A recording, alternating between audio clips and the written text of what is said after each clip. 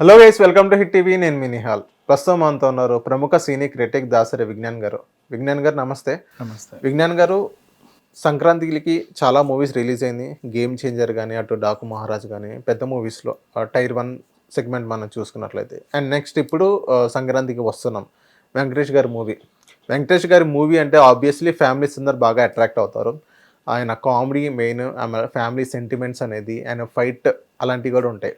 So ఈ సంక్రాంతికి వస్తున్నామనే ట్రైలర్లోని కొంచెం కామెడీ ఫైట్ సెంటిమెంట్స్ అన్నీ మనం చూసాం. అవన్నీ మూవీస్లో ఉన్నాయా? ఓవరాల్గా మూవీ చూసిన తర్వాత మీకు ఏమనిపించింది? సో బేసికలీ సంక్రాంతికి ప్రతిసారి ఒక 5-6 సినిమాలు ఈజీగా వస్తూ ఉంటాయి. ఎంత కాదనుకున్నా ఇప్పుడు అంటే కనీసం 4 పెద్ద సినిమాలన్నీ ఉంటాయి, 5 మంచి సినిమాలు ఉంటాయి. ఈసారి మాత్రం సంక్రాంతికి 2 స్ట్రేట్ రిలీజు, 1 రీ రిలీజ్ వచ్చింది. రీ రిలీజ్ పుష్ప వద్దాం అనుకుంది, బట్ 17కి వాయిదా వేసుకున్నారు. ఇంకా ఈ సంక్రాంతికి 2 సినిమాలు. ఒకటి డాకు మహారాజు, రెండోది వచ్చేసి మన వెంకటేష్ బాబు సినిమా. డాకు మహారాజు ఆల్రెడీ రిలీజ్ అయింది, సూపర్ హిట్. అలా దూసుకొని వెళ్ళిపోతుంటే మరి ఫ్యామిలీస్ అందరూ ఎదురు చూస్తున్నటువంటి సంక్రాంతికి వస్తున్నాం ఎలా ఉంది అనేది మాట్లాడుకుంటే అంచనా నిలబెట్టిందా లేదా అంటే హ్యాపీగా నిలబెట్టిందని చెప్పుకోవచ్చు. బేసిక్గా మంచి మెసేజ్ ఓరియంటెడ్ సినిమా ఇది. అనిల్ రావిపూడి గారు ఎప్పుడు తీసుకున్నా సరే ఎంత ఫన్ ఉన్నా ఏదో ఒక చిన్న మెసేజ్ ఉంటుంది. మీకు రాజాది గ్రేట్ కూడా సెన్సస్ గురించిన మెసేజ్ ఉంటుంది దాంట్లో. నువ్వు సుప్రీం తీసుకున్నా దాంట్లో కూడా మంచి మెసేజ్ ఉంటుంది. నీకు అంటే ఒక ఎపిసోడ్ దగ్గరకు వచ్చేసరికి నీకు నిజంగా ఏదో అనిపి ఇప్పుడు సుప్రీంలో ఫర్ ఎగ్జాంపుల్ సడన్గా వికలాంగులందరూ ఫైట్ చేయడానికి వస్తే చాలా బాగుంటుంది. అట్లా ఏదో ఒక థీమ్, ఓ టైప్ ఆఫ్ ఎమోషన్స్ అన్నిట్లోనూ ఉంటాయి. అనిల్ రావిపూడి అంటే ఏదో కామెడీ చేస్తారు తూతూ మంత్రంగా అనుకుంటారు, కానీ ప్రతి దాంట్లో ఏదో ఒకటి ఉంటుంది. అండ్ దానికి ఏమాత్రం తగ్గకుండా ఈ సినిమాలో కూడా మంచి మెసేజ్ ఉంది. గురువుకి మనం ఏమి ఇవ్వాలి, గురువు అంటే టీచర్ బేసికలీ. నీకు బోధించే గురువు ఎవరైనా సరే, ఒక గురువుని ఇన్స్పిరేషన్గా తీసుకొని చాలామంది చాలా రకాలుగా ఎదుగుతూ ఉంటారు. వాళ్ళకి మనమేమి ఇస్తాము అనే ఒక మంచి కాన్సెప్ట్ చిన్నగా తీసుకున్నాడు. అండ్ ఇంక ఎంటర్టైన్మెంట్ పరంగా తనీసారి ఎంచుకున్న లైన్ ఏంటంటే ప్రేయసి అండ్ అంటే ప్రేయసి in sense ex girl friend. చాలామంది జీవితాల్లో ఒకప్పుడు ఒక ఆమె ఉండేది అని ఉంటారు కదా, అలా అయిన జీవితంలో కూడా ఒకప్పుడు ఒక ఆమె ఉండేది. పెళ్ళైన తర్వాత ఎక్స్ గర్ల్ ఫ్రెండ్ని లైఫ్లోకి వస్తే ఎలా ఉంటుంది పరిణామాలు అనేది చాలా ఎంటర్టైనింగ్గా తీసుకెళ్ళిపోయాడు. దానికి తోడు చాలా మంచి మెసేజ్ కూడా ఇచ్చాడు.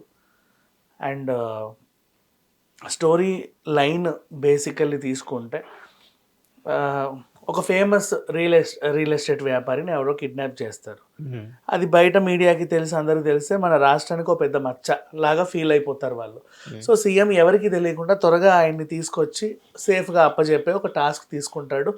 ఎవరున్నారయ్యా మంచి ఆఫీసరు అంటే వెంకటేష్ బాబు. ఆబ్వియస్లీ వెంకటేషే కాదు, ఎవరున్నా సరే మన కథానాయకుడే ఇలాంటి కీ రోల్ పోషిస్తూ ఉంటారు. సరే మరి ఇంకేదో టాస్క్ ఇవ్వండి, ఆయన ఇంప్లిమెంట్ చేస్తాడు అంటే no, he can't implement. Why? Because is already suspended. ఎందుకయ్యా నువ్వు సస్పెండ్ చేసావు అంటే మరి సిన్సియర్ ఆఫీసర్లు అందరూ సస్పెండ్ అవుతూ ఉంటారు, అందరితో వేలు పెడతా ఉంటారు కాబట్టి ఈయన అదే పనిగా మొత్తం ఈ సమాజంలో భ్రష్ పట్టిపోయిన దుర్మార్గులందరినీ ఎన్కౌంటర్ చేస్తూ ఉంటాడు.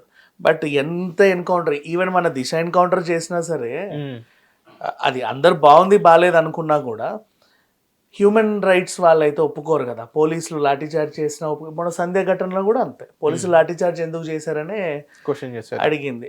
సో ఇట్లా హ్యూమన్ రైట్స్ వాళ్ళు గొడవ చేయడం వల్ల ఈయన సస్పెండ్స్ గురయ్యాడు. అలా ఉంటున్నాడు. ఎలాగో సస్పెండ్ అయ్యాం కదా ఇంకేం చేస్తాంలే అని హ్యాపీగా పెళ్లి చేసుకున్నాడు. ఏదో ఒక లైఫ్ అలా లీడ్ చేస్తుంటే ఈయన అవసరం మళ్ళీ పడింది. ఇప్పుడు ఈ రియల్ ఎస్టేట్ వ్యాపారి ఇది కాబట్టి.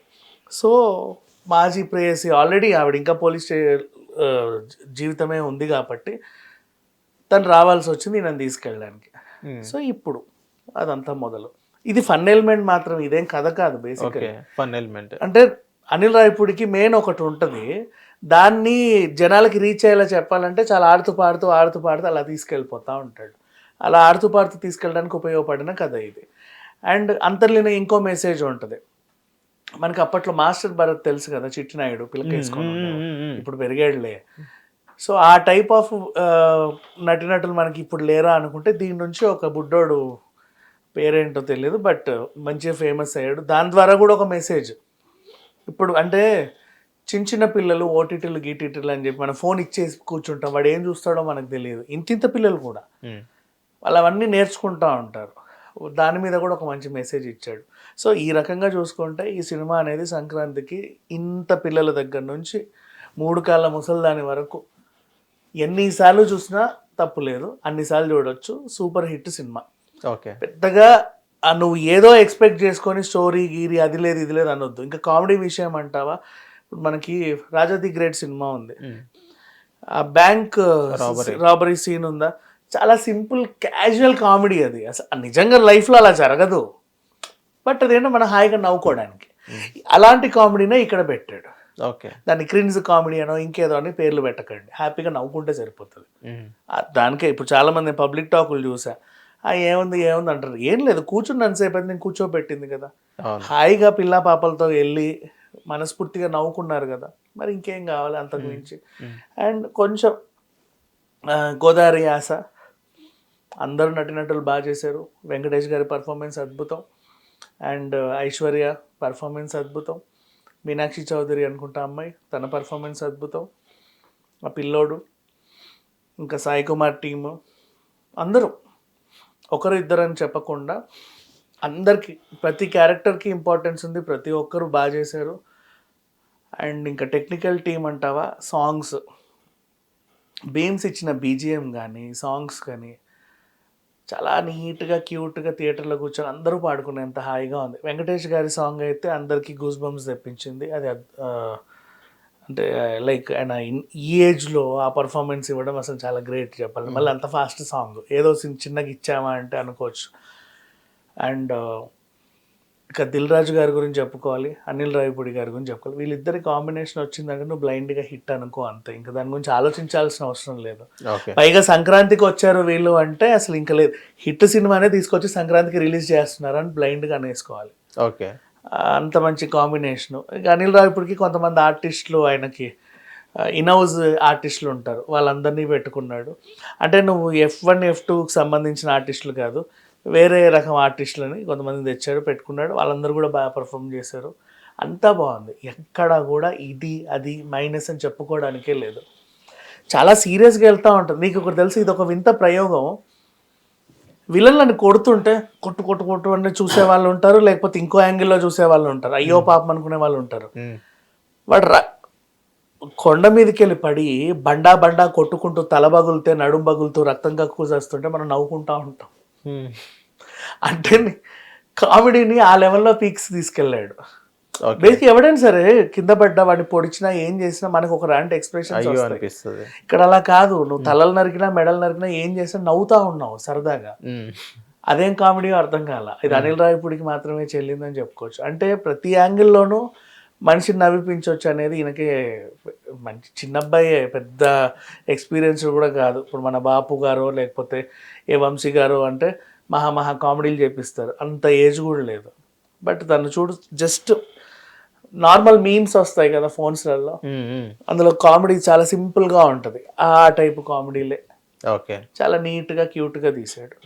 ఓవరాల్గా ఈ సినిమాకి నేను ఇచ్చే రేటింగ్ అయితే 5/5.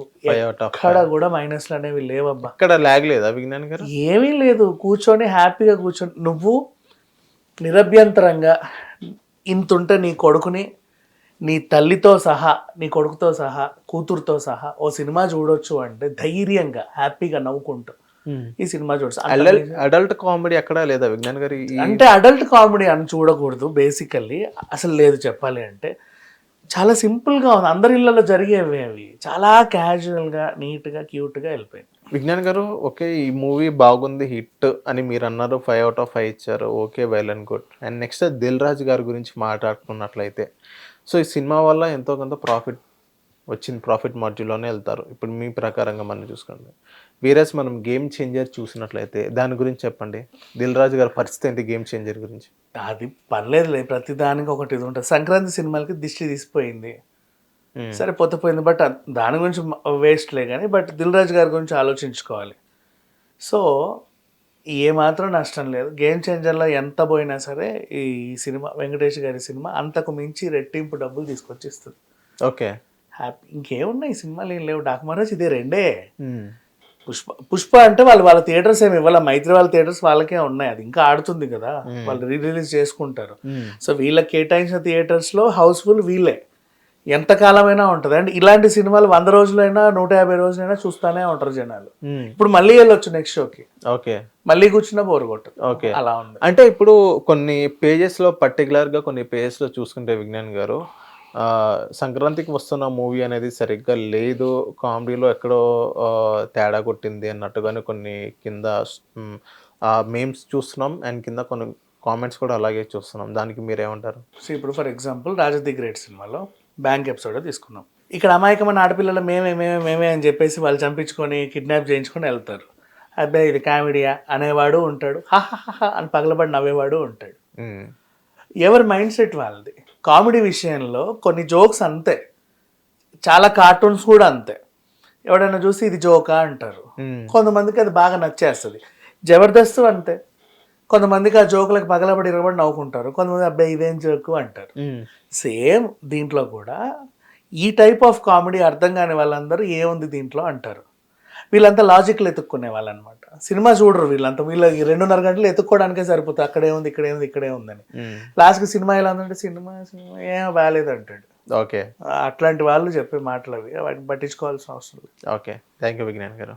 హిట్ టీవీ యాప్, ఇందులో short news, live news, entertainment shows, movies, digital magazines తో పాటు మీ జిల్లా వార్తలను కూడా ఫ్రీగా చూడొచ్చు. అంతేకాదు కేజీ నుంచి పీజీ వరకు విద్యార్థులకు స్కాలర్షిప్ కూడా అందిస్తున్నాం. ప్రతి వారం 10 మందికి లక్కీ డ్రా ద్వారా ఒక్కొక్కరికి 10,000 రూపాయలు అందిస్తున్నాం. ఇంకెందుకు ఆలస్యం, వెంటనే హిట్ టీవీ యాప్ ని డౌన్లోడ్ చేసుకుని ఫ్రీగా ఎంటర్టైన్మెంట్ పొందండి. Hit TV app. Hit TV app. Please download Hit TV app. Hit TV యాప్ని ఫ్రీగా డౌన్లోడ్ చేసుకొని ఎంజాయ్ చేయండి. మీకు నచ్చిన ఎంటర్టైన్మెంట్ కోసం హిట్ టీవీ యాప్ ని ఫ్రీగా డౌన్లోడ్ చేసుకుని ఎంజాయ్ చేయండి. హిట్ టీవీ యాప్ని డౌన్లోడ్ చేసుకుని ఆస్వాదించండి, ఆశీర్వదించండి. ఇంతమంది సెలబ్రిటీలు హిట్ టీవీ యాప్ ని డౌన్లోడ్ చేసుకోండి అని చెప్తున్నారంటే ఎంత మంచి యాప్ ఆలోచించండి. అమెరికా అమెరికా అమెరికా అమెరికాలో చదవాలనుకునే వాళ్ళకి విశ్వసనీయమైన పేరు మన శౌర్య కన్సల్టెన్సీ. UK లో 1 year masters. UK లో 1 year masters. 2 years work permit up to 5 years visa. Contact Saurya Consultancy. Contact 89851 89851.